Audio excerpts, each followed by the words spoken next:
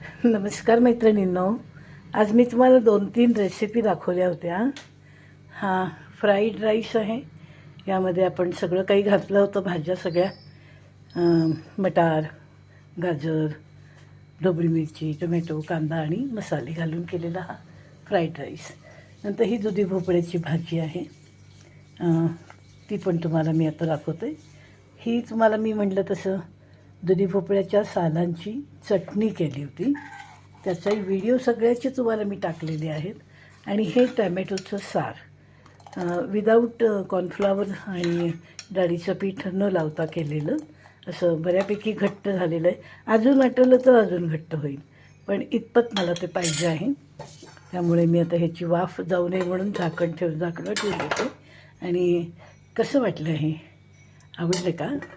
मग लाईक करा, शेअर करा, सबस्क्राईब करा। मी तुम्हाला म्हटलं होतं मी छोटा व्हिडिओ